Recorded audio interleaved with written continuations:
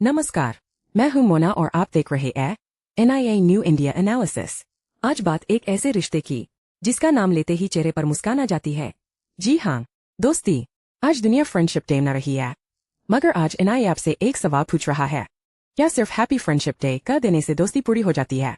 और इसी सवाल का जवाब हमें हजारों साल पुरानी उस दोस्ती में मिलता है, कृष्ण और सुदामा की दोस्ती में। हाल ही में प्रधानमंत्री नरेंद्र मोदी ने जंतर मंतर पर प्रदर्शन कर रहे लोगों को संबोधित करते हुए फ्रेंड्स कहकर संबोधित किया। एक शब्द, लेकिन इस शब्द के कई अर्थ हैं, क्योंकि लोकतंत्र में मतभेद हो सकते हैं, विचार अलग हो सकते हैं, मगर संवाद का रिश्ता बना रहना जरूरी है। अब सवाल है, फ्रेंडशिप डे की शुरुआत आखिर हुई कैसे? दोस्ती के लिए एक खास दिन मनाने का विचार 20वीं सदी में सामने आया। 1930 में अमेरिका में दोस्तों के नाम एक विशेष दिन मनाने का विचार सामने आया जो लोकप्रिय नहीं हो सका। इसके बाद 1958 में पैराग्वे में दोस्ती को दुनिया में शांति और भाईचारे से जोड़ने का विचार सामने आया। रामोन आर्टेमियो ब्राचो और उनके साथियों ने दोस्ती को बढ़ावा देने के लिए अभियान शुरू किया और फिर दोस्ती को अंतर्राष्ट्रीय स्तर पर पहचान मिली। 2011 में संयुक्त राष्ट्र महासभा ने 30 जुलाई को इंटरनेशनल डे ऑफ फ्रेंडशिप घोषित किया।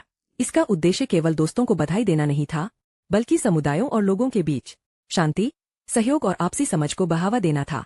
2 अगस्त 2026 को भारत में फ्रेंडशिप डे मनाया जा रहा है। क्या हमारी दोस्ती सिर्फ एक दिन की है? भारत में दोस्ती कोई नया विचार नहीं है। हमारे यहाँ दोस्ती के उदाहरण सोशल मीडिया के आने से हजारों साल पहले मौजूद थे। एक नाम बार बार सामने आता है, श्री कृष्ण और सुदामा। कृष्ण सुदामा की अमर दोस्ती।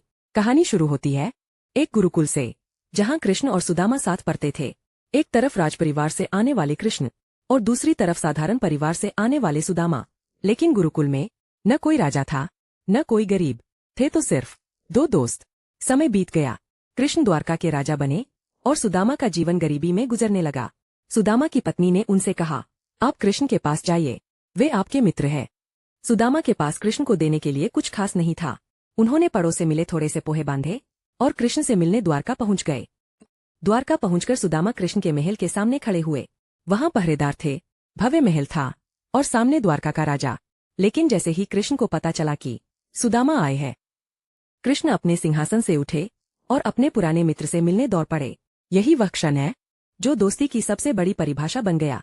कृष्ण ने नहीं देखा कि सुदामा गरीब है, उन्होंने देखा, यह मेरा मित्र है।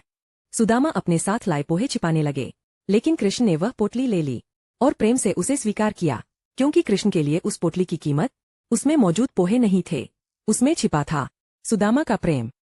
सुदामा ने कुछ मांगा ही नहीं। सुदामा कृष्ण के सामने अपनी परेशानी बता नहीं पाए, उन्होंने कुछ मांगा ही नहीं।